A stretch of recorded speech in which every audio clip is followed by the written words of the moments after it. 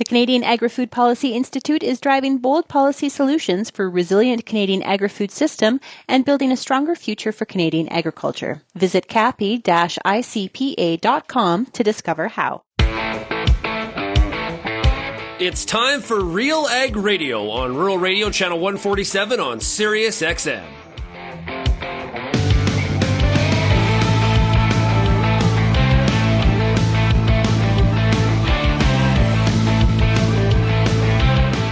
RealAg Radio and RealAgriculture.com is your home for insight and analysis of the issues that are impacting your farm business. Let's get real and get connected with RealAg Radio.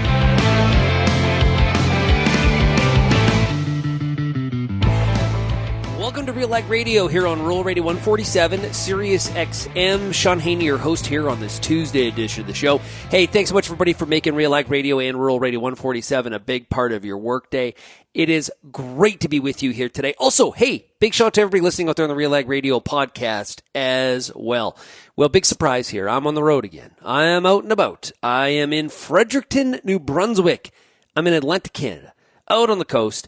And, man, it's really fun. I am speaking here to the New Brunswick Horticulture Council, and we're talking horticulture. Actually, earlier on Monday, I did a virtual presentation to the Montana Grain Growers meeting that's going on in Great Falls, Montana.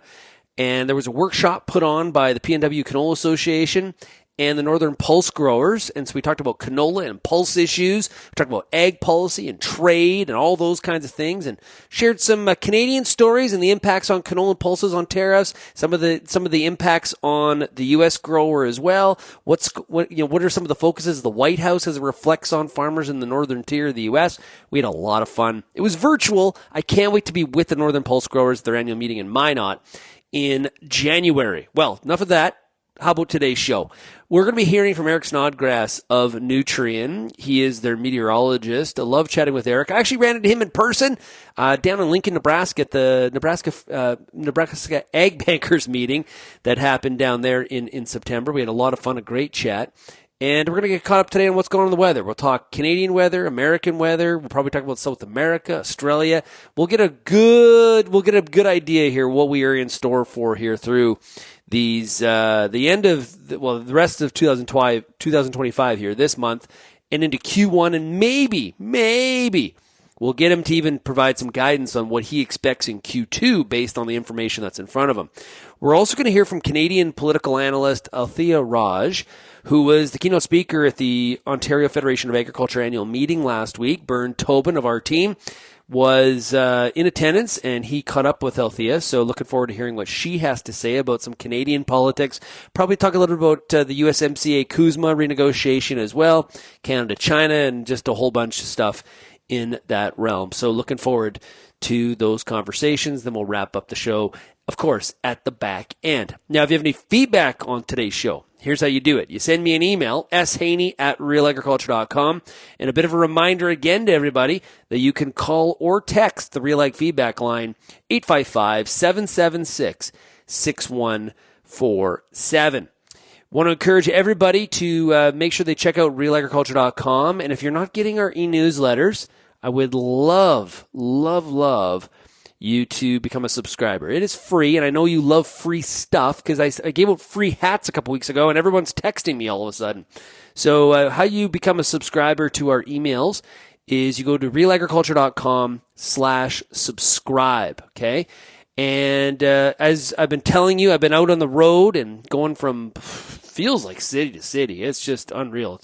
Yesterday was virtual. Today was in New Brunswick. Tomorrow at Grow Canada, I'm going to be moderating a panel on innovation. So if you are interested in me being a speaker at one of your events or any of our Real Agriculture personalities, maybe Wheat Pete, Lindsay, Kelvin, all you got to do is send me an email at shaney@realagriculture.com, and we'd love to be at your event. Let's take a break. When we come back, we got Eric Snodgrass of Nutrien. We're talking weather right after this. I get to spend every day talking to farmers in the ag industry through RealAgriculture.com and RealAg Radio. But nothing is more fun than speaking to an audience live and in person. If you're planning an ag event, Book a Real Agriculture speaker to make it a successful and memorable experience. Email shaney@realagriculture.com and you can book myself or any other RealAg personality to speak at your event. Bring your audience all the fun, insight, and energy of Real Agriculture. It's now time for a product spotlight. We're talking right now to Tim Dara, canola technical strategy lead for Bayer.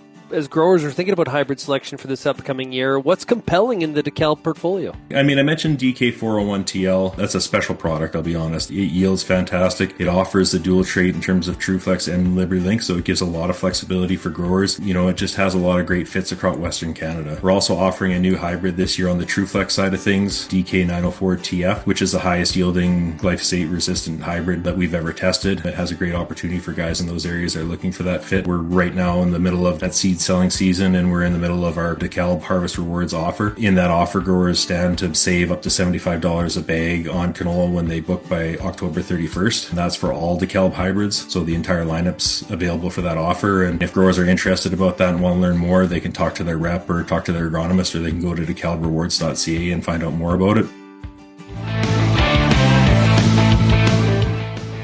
And welcome back to RealAg Radio here on Rural Radio 147 at Sirius XM. Well, Old Man Winter is here for a good part of North America.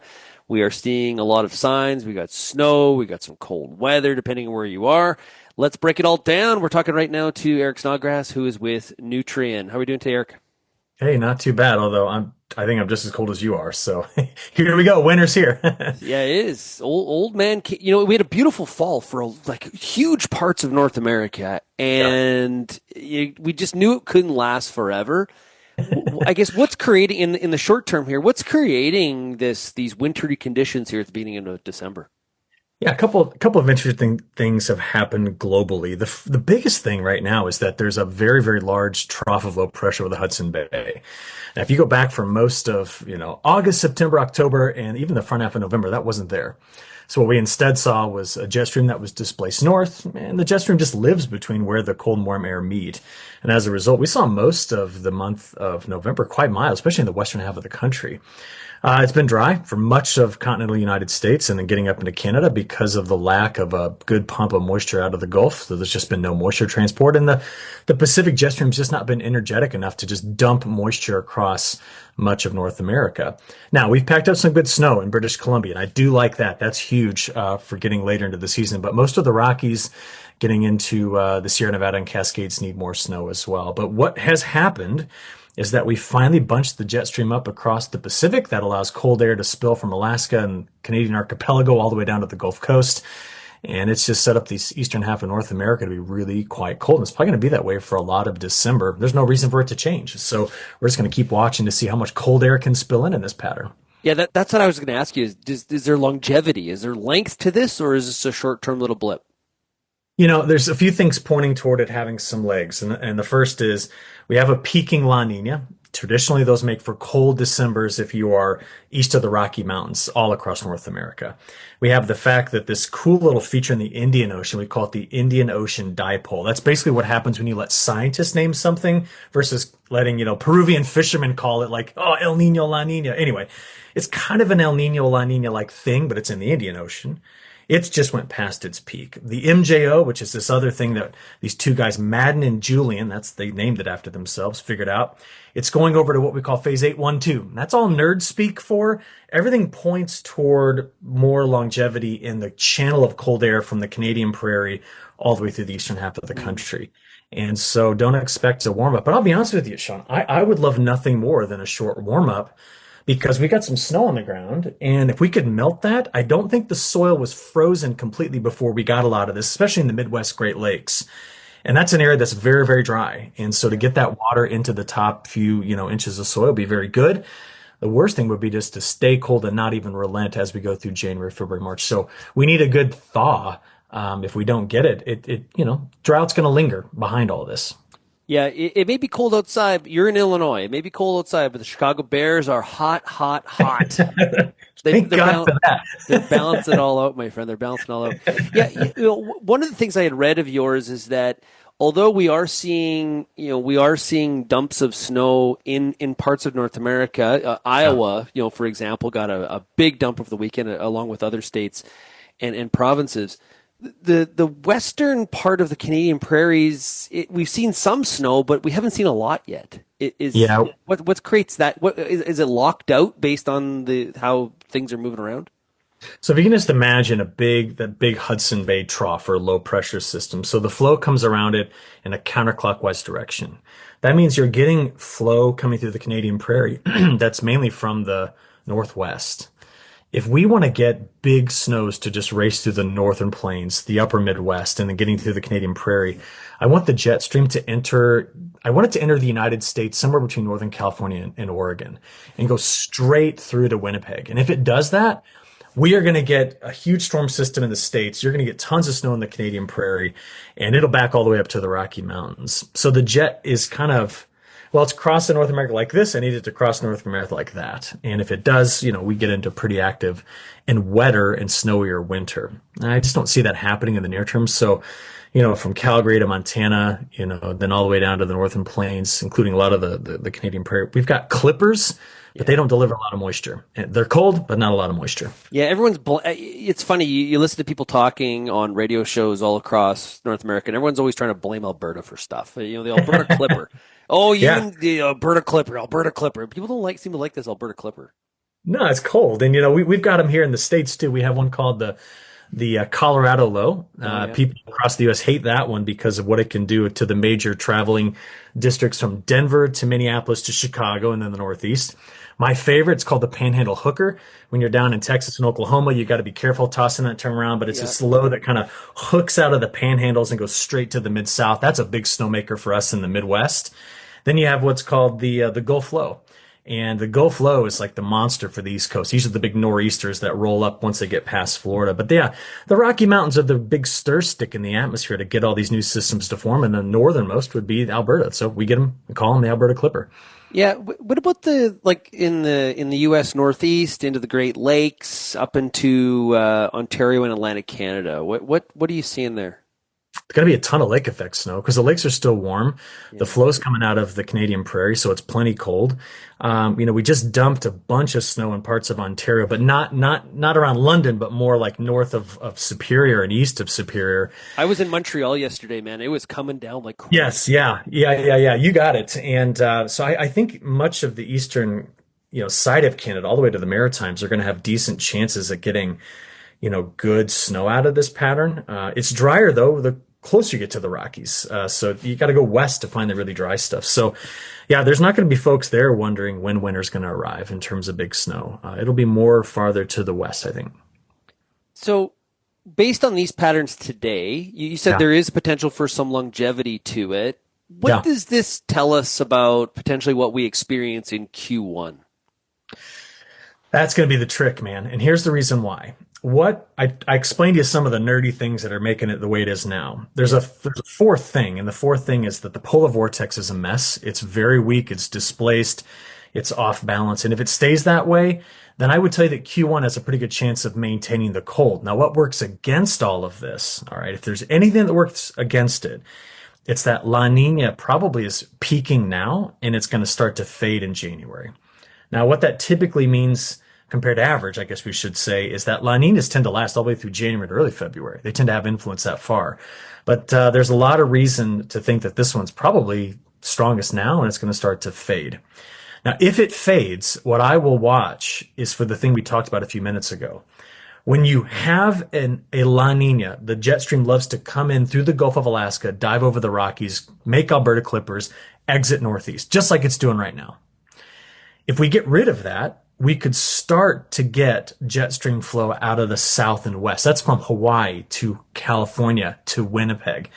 And if we end up doing that in the second half of winter could turn a bit more mild, but very wet.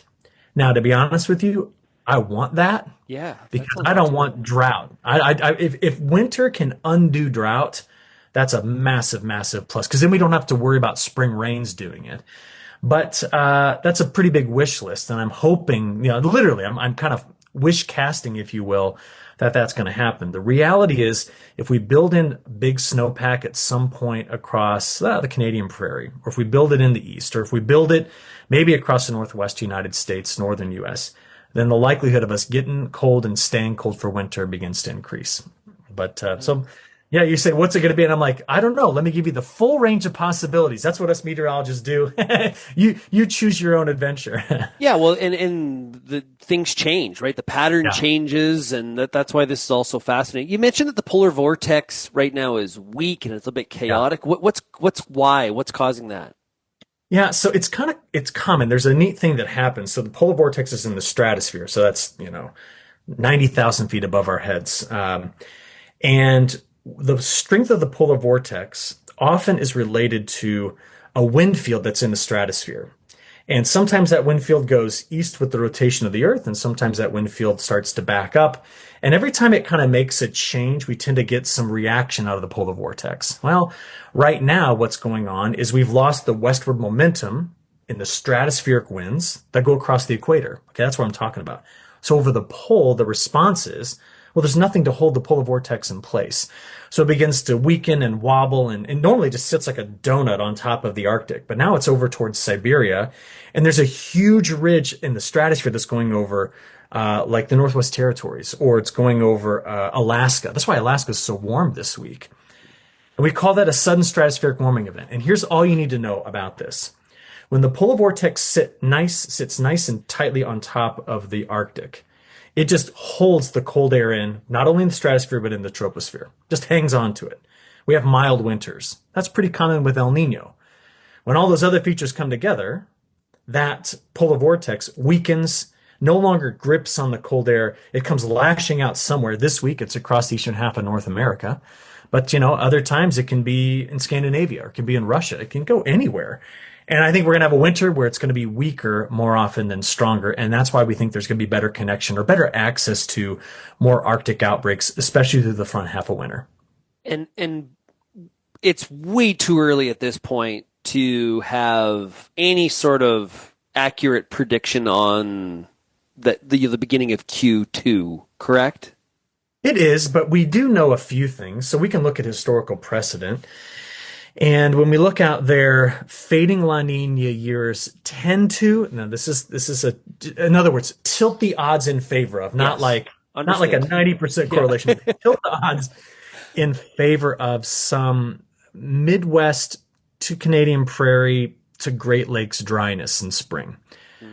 It's not a guarantee, but it just tends to lend that way. You're saying how much? Like if a coin flip is 50-50, this is like 58% chance, right? It's not a slam dunk.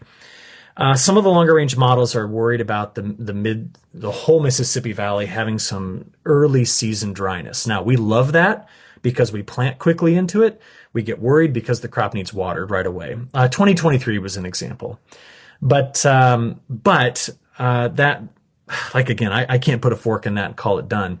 I would just say that when I get into Q2, especially when we get into April, I want to know, are we going to set up our severe weather in the southeastern United States more preferentially? Is it going to be in the Delta, or is it going to be in the Western Plains? If it's only in the Western Plains and it's real quiet from the Delta to the southeast, that's a major red flag. That means there's too much high pressure over the eastern half of North America. We go drier. That's what happened in 2023. Big dry spring. Why? All the severe weather was way out in the plains. Western Nebraska was flooding. That's a rare thing. If all the severe weather's in the Delta and the Mississippi Valley, we tend to not worry at all about spring drought developing. If it's in the southeast, then the worry becomes, whoa, is drought going to build in the Western Plains, north to south? I mean, from Texas all the way to, Saskatchewan, and then start creeping east with time. So really the way I see it is we have to get a lot of storms well distributed by April across the whole of the Rocky Mountains all the way to the East Coast to just not get ourselves in a situation where we're worried about early season dryness. But remember, right now in the U.S., the drought monitor is sitting about 70% coverage. So I need winter to do some of the legwork before we get into spring to even think about that. Yeah, if we push all our chips in on there being that spring moisture and we kind of forget about the winter contribution, we're definitely raising the risk profile from a weather perspective. Yeah, and it turns out that about 6 in 10 times, so there's that 60% again. Yeah. 6 in 10 times that you lock a fall drought into the Mississippi Valley over winter, the spring is dry. So 4 in 10 times, no. For example, 2025 was a no. We had fall drought in 24. Spring rains just came in like mad in spring of 2025. We flooded out the Mid-South. We had major rains in the Red River Valley of the South. No problem. We were going to have rain all the way through June and July with that. And we didn't get a drought until August, late August, honestly, across a big section of the U.S. and Canada. So, yeah, it's a tricky pattern. And it brings up something neat, Shaun. Just think about this. Yeah. If you look back historically, and I'll focus on the Midwest just for this idea. If you look historically, over my lifetime, 45 years, there have really only been, I guess we could say, 4 major drought episodes, 80, 83, 88, and 12. Big ones, okay? What's unique about them is that they were all July, August droughts. The other 41 years, we've had pretty darn good rains in July and August, which is, spring drought could be a problem, but if it rains in summer, crop will revive itself. Well, you can be good in spring, good in July and August. If it gets dry in September, October, crop's still probably okay. You may take the top end off of it. We've missed that middle, the right where Q2 goes to Q3, like that middle, spot has not had major drought in a long time. And we just need to watch for it to come up. That's not a prediction. It's just a historical analysis. Yeah, and for the Midwest, where soybeans are so prevalent, they need those August rains, right? And so that becomes a huge factor. In comparison, like run that Western Canadian prairies, where we necessarily don't worry about the August drought because we're moving into harvest mode. It's more of that end of June, beginning of July period. That's and 25 is an example of that in comparison to 24. 24, great crop, off to an awesome start. Mother Nature robs us of it because it's so bloody hot in July and doesn't rain. 25 is the flip. Yeah. Never really got that hot. It was hotter in September than it was in July. Yeah. And it rained in July. Great yields. Yeah. But I also think back to the fact that what's been very fascinating about Canada, all of it, is 23, 24, and 25. All 3 years had major wildfire smoke.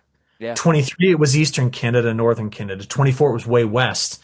25, it was back. We had fires all running the periphery of the prairie. And it's amazing how much influence that smoke has had. So you bring up the fact that you didn't get real hot in July this year. Well, as I look back on it, we probably took about 5 to 10% of the solar radiation out of the mix with all that wildfire smoke that was in Saskatchewan and Manitoba and over in Ontario. So it's amazing the combination of events that can come together to destroy a crop or completely save it. And we've seen more of the saving lately than the destroying. Okay, Eric, we're going to pause here, take a break. I still want to ask you about South America and Australia weather patterns. You're listening to RealAg Radio. We're talking to Eric Snodgrass of Nutrien, and we'll be back right after this.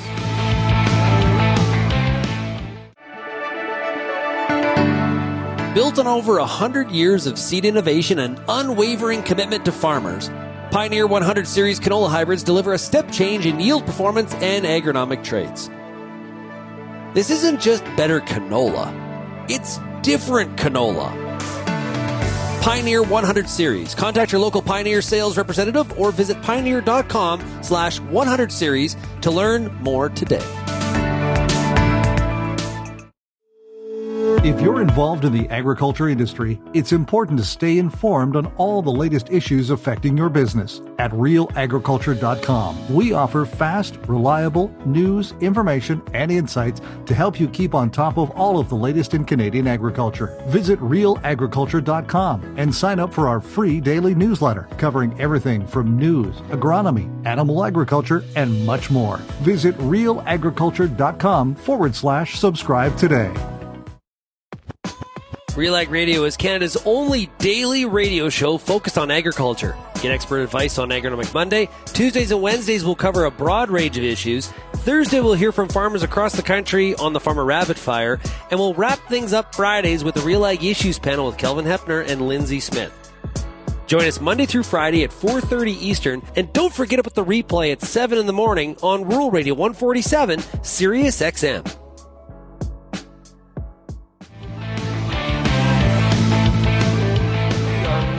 Nerd note on weather here today with Eric Snodgrass of Nutrien.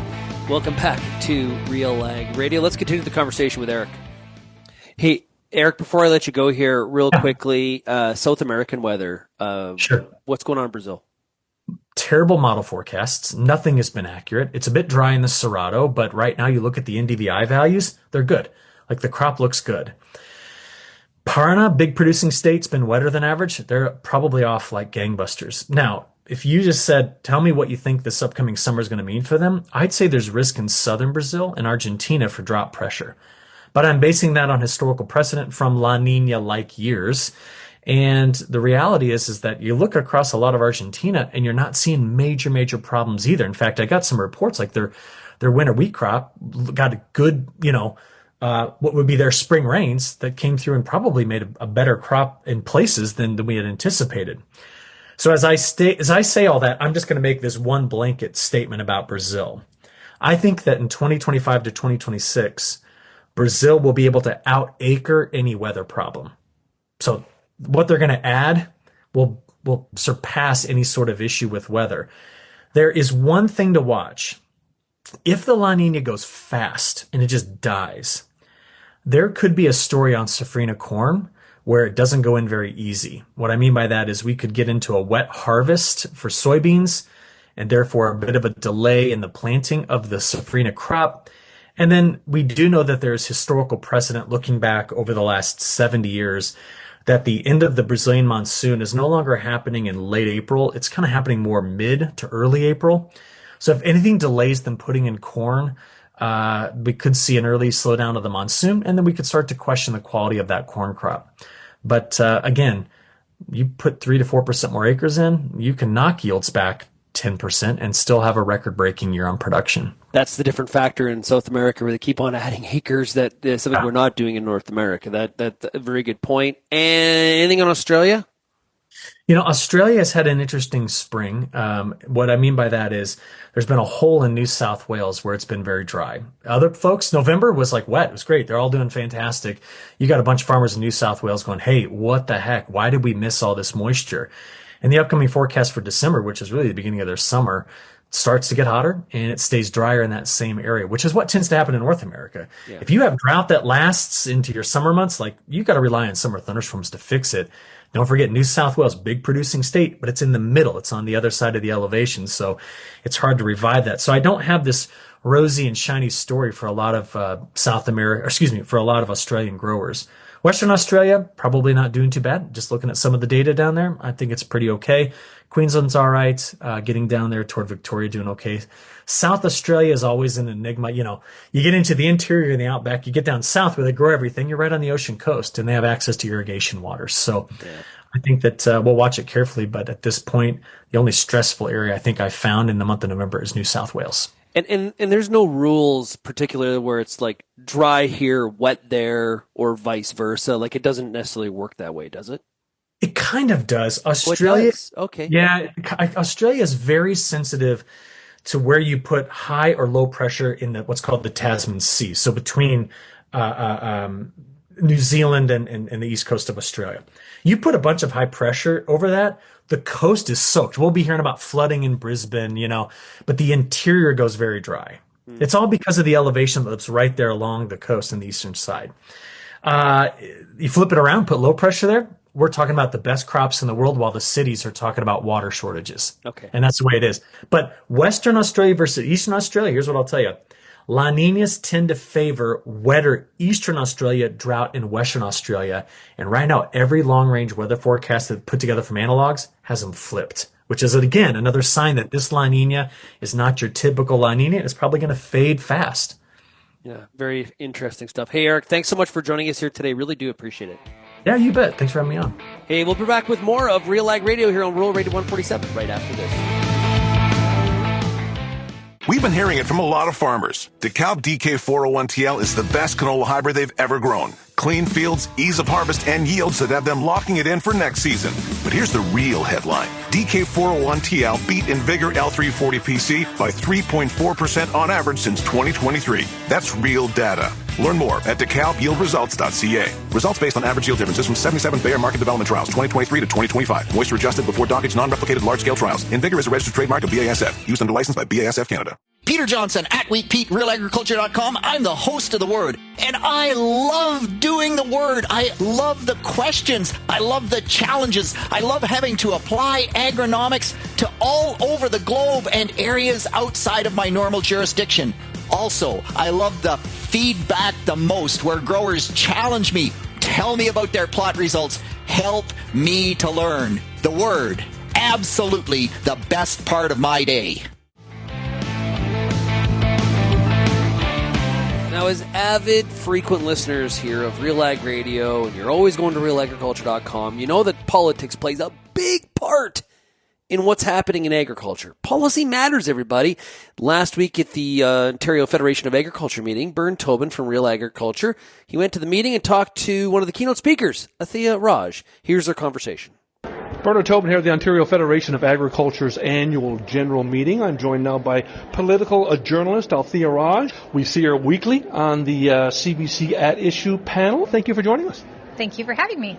Althia, you talked, I guess, the lay of the land in politics in Canada and globally in many respects today. I want to talk about the change. You mentioned, the last 12 months from a desperate Liberal Party to power. Can you put into perspective the change we've seen in the last 12 months? I find it remarkable when you think back, like literally a year ago, the parallels that we are now seeing. A year ago, you had 24 Liberal MPs, actually a little bit more, but 24 Liberal MPs willing to stand up in caucus and put their name on a letter to say, like, Justin Trudeau, you are harming our re-election efforts. You need to leave. Otherwise, we're going to lose our seats.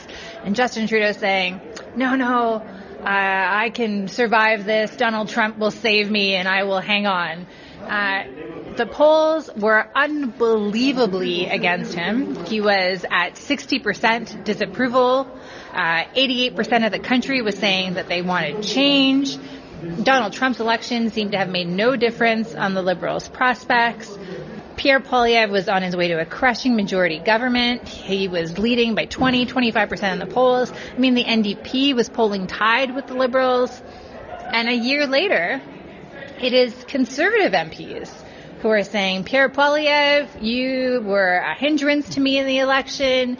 Your tone is too negative, especially MPs from Quebec, some Ontario, Atlantic Canadian MPs who felt that the polarizing tone was too aggressive. They didn't like it. Their voters, their donors were telling them they didn't like it.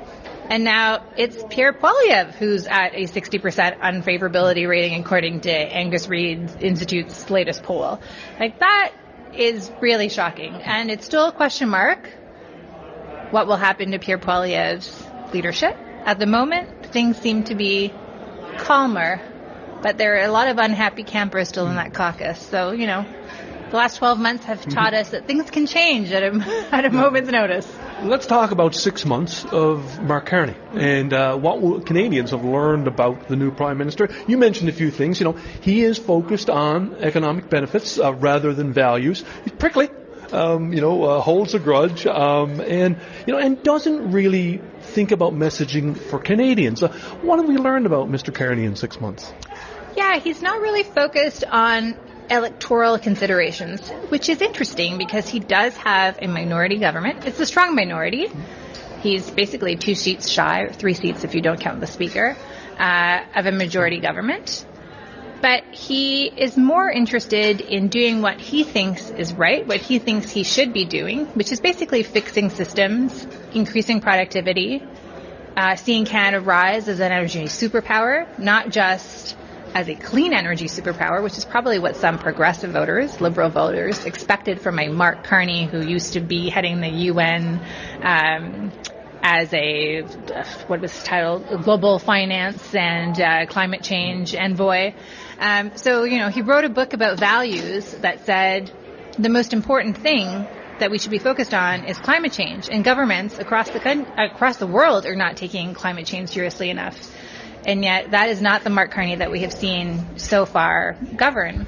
And I think that, Mark Carney, it's almost like an onion. We learn a little bit more every few months, but he is really focused on the numbers and productivity and less so about values. And that's interesting because for a Liberal leader, and I mentioned in the speech healthcare and the notwithstanding clause, the things that you typically associate with like big L Liberal policies like the Canadian Charter of Rights, public health care, that is not what Mark Carney is associating himself with.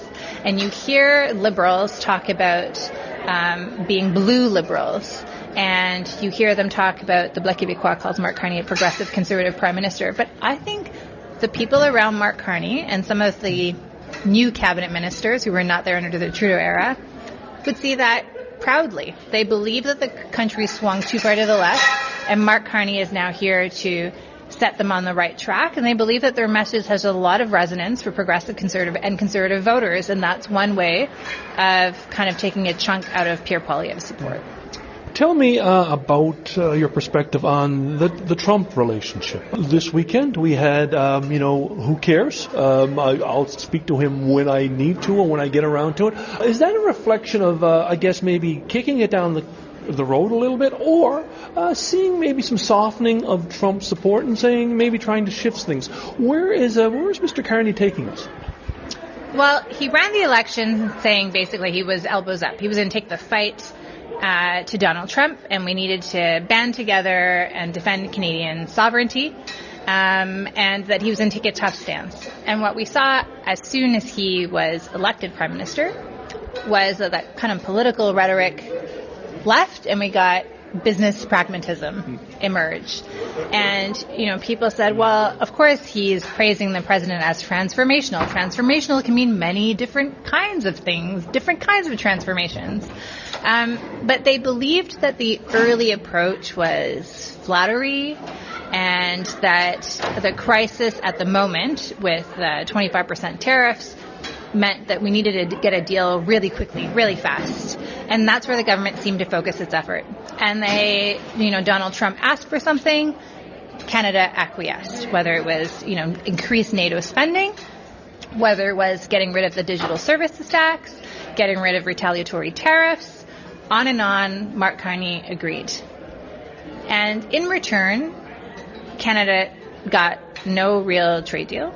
I mean, it seems, if you read between the tea leaves and talk to people, that there was a bad deal that was on the table for us that the Liberal government did not want to agree, which is a good thing. But then the scope of what they were thinking of as a possibility was no longer a new security and economic partnership. It became just a short-term deal to deal with sectoral tariffs on steel, aluminum, not even softwood lumber, not even the auto industry. And now the Americans' ask seemed to get larger and larger. Like, it was cultural protection, it was supply management. Now it's like you must buy our F-35s, otherwise negotiations are stalled. And even if you agree to this, you're still going to get slapped with 10% tariffs, which may have been the deal that they offered us in June. And the mood in the United States has shifted. So the government strategy also seems to have shifted. Trump, for sure, is the reason why trade talks have stalled. But in the meantime, you saw the Republicans suffer several defeats in the United States. We don't know what the Supreme Court, or I don't know when this airs, but at the moment we don't know what the U.S. Supreme Court will decide with regarding to Mr. Trump's powers to use the national security threat to impose tariffs. But Republican voters who voted for Trump are angry about food costs. They're angry about things being more expensive at Walmart, and they're starting to blame Donald Trump for the tariffs. And so the mood is shifting, and it feels like the government is now suggesting, this pause, not a bad thing. Better that we get a better deal than we concede on things that we don't really want to concede on, especially when the major thing is up for renegotiating next year, which is CUSMA, the free trade deal that we have with the United States and Mexico. And it's better to concede when it comes to that deal than to concede for temporary relief. I want to ask you about the Liberal budget. Looking back there, here's a man who does not have a majority, is trying to push through a budget, but he's behaving as if he has a majority. What does that tell us about him and the opposition? The budget negotiations were really interesting. I don't think I've ever seen anything quite like it. First of all, you have the Conservatives make a disingenuous offer, right? They said, we want the deficit to be, I think it was $42 billion, knowing full well that there's no way Mark Carney could do that with the defense spending that he's already pledged. So forget the Conservatives as a partner.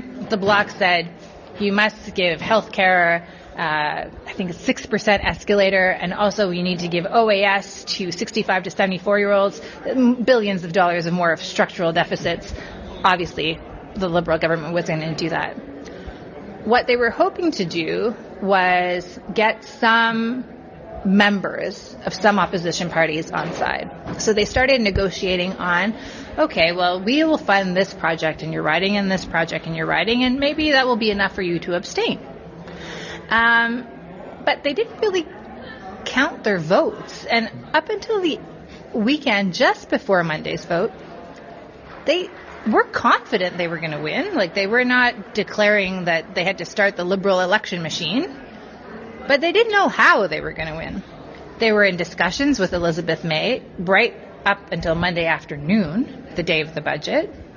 Nobody knew who was going to blink. And in the end, the people that blinked, that really assured that there would be no election, were the Conservatives. So what lesson, if you're the Liberal Prime Minister, what lesson do you take from that? Well, you'll bluster and bluster and bluster, but really, you know that your electoral fortunes are not at this moment, so I can govern the way I want. And in a way, the opposition has emboldened the government because it has not had to concede on much. And although they were able to get Elizabeth May's vote, I think after this MOU with Alberta, that will never happen again. And they were able to get 2 abstentions from the New Democrats. But now the New Democrats also know that actually it's the Conservatives that don't want an election. So the NDP are now free to vote against whatever Budget Implementation Act they want. So it's an interesting pickle. You say one thing in public, but you do the opposite. Tell me about, I guess, where Mr. Carney is going. Daniel Smith, MOU, pipelines. The Liberals are going places that they typically don't. They've tried in the past but haven't done well. How does Mr. Carney manage the forces that he is now engaging? Well, we were treading the same territory, to be fair, that Justin Trudeau treaded back in 2015, 2016, 2017. But it didn't work out for them electorally. Like, they didn't reap the rewards of it. I also don't think that Mark Carney is going to reap the rewards of a deal with Danielle Smith. It is interesting that he is willing to sacrifice his 20-seat caucus. I mean, they wouldn't lose every single seat in British Columbia, but the Liberals have a big strength in British Columbia at the moment. And they have 2 MPs in Alberta. I think that's right. Anyways, less than a handful. There are no real prospects to winning like a large swath of seats in Alberta to make up for all the potential seats that they might lose by angering coastal British Columbians, angering Quebecers who don't understand why Mark Carney is paving the way for a pipeline, from environmentalists or progressives elsewhere in the country who think a pipeline going through the Great Bear Rainforest when the indigenous groups don't want it, and where it's not clear what the business case is for it since there is no private proponent, and by the time it's done, will China still want to buy this oil, seeing as China seems to be decarbonizing faster than anybody else? You know, there are lots of really valid questions, but electorally, it does seem to be a big gamble. Now, Canada's a big federation. There's more than electoral considerations at play. Danielle Smith believes she needs this, that she needs to give a sign to Alberta separatists that the Federation does work. Those are the stakes that she herself talked about. And so the Liberals are hoping that they can deliver on that. But it's a really risky position for Mark Carney, and probably the biggest challenge of his leadership so far. A final question, obviously talking to the Ontario Federation of Agriculture today, and one of the questions you mentioned that, hey, the auto sector, they get a lot, they're loud. You mentioned, agriculture maybe needs to be louder. We've got issues with trade, canola, pork, trying to make a deal with the U.S. What's the message here to agriculture from your perspective? Well, it's not just the U.S., I would say, probably making a deal with China. The government is trying to reset the relationship with China. It's not clear to me. I don't know that they themselves know exactly what kind of relationship they want to have with China.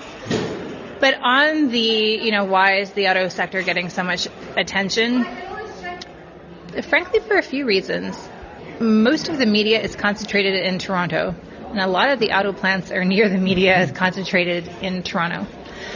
There's a lot of money that has gone, and those are sexy amounts when you're talking about like tens of billions of dollars that are going to prop up the auto sector. Also because they know how to tell a story. And that's not to say that other industries are not suffering, but they have voices, like I think of the union sector, for example, who communicate really clearly what this means and what's required, and the asks of the governments are really clear. So that's probably why they get more coverage. Is it a road that agriculture needs to travel? Well, I think that agriculture is a very big group, and the asks are very different. So it's not quite the same thing as the auto industry. I mean, the auto industry is not one same industry. They don't all have the same asks, but they have very similar asks.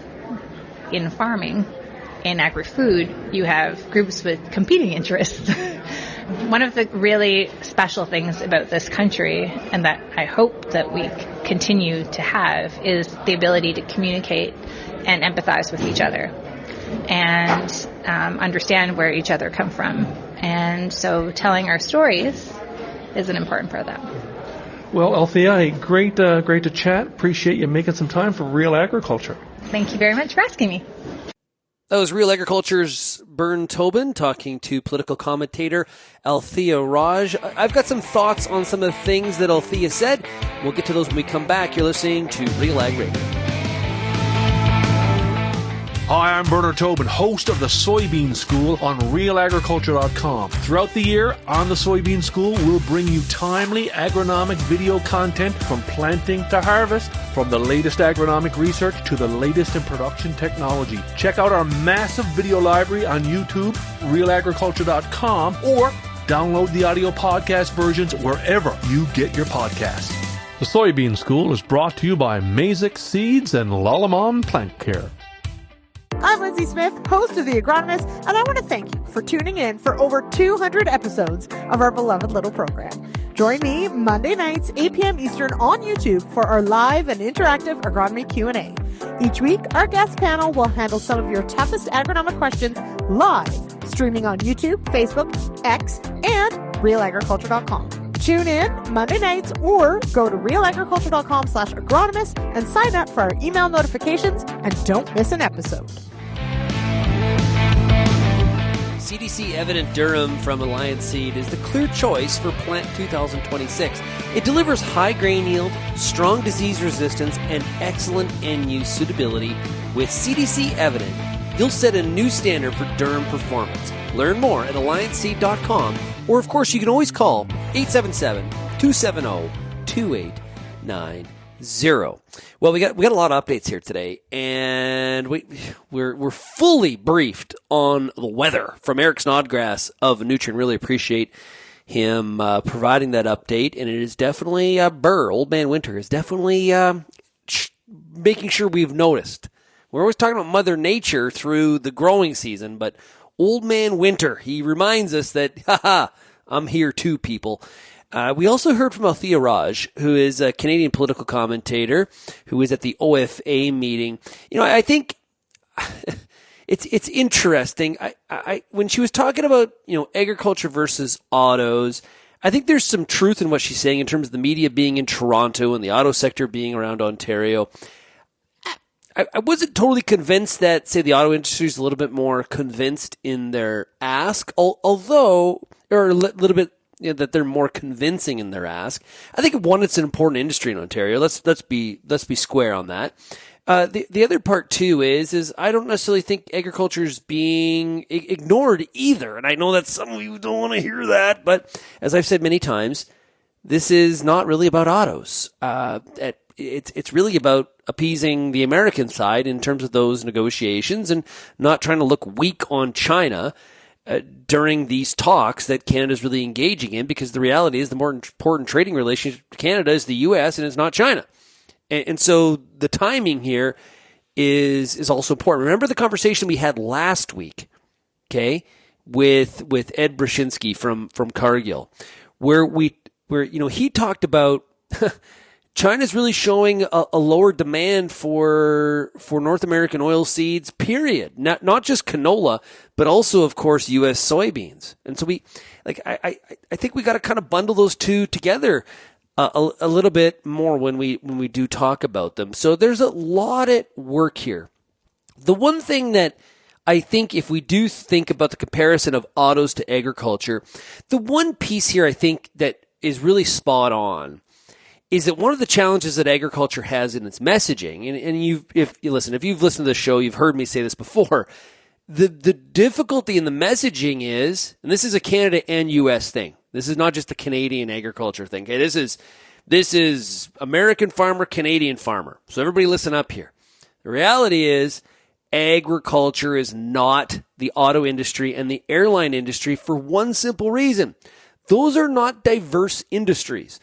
You look from automaker to automaker or airline to airline, they're kind of the same. They got the same issues. They've got technology. They have their own IP technology, but they've got a plant and they're looking to sell domestically. They want the same rules on exports. Like, I don't know. I'm probably going to, if somebody's in the auto industry, they're going to say, whoa, you are simplifying this way too much.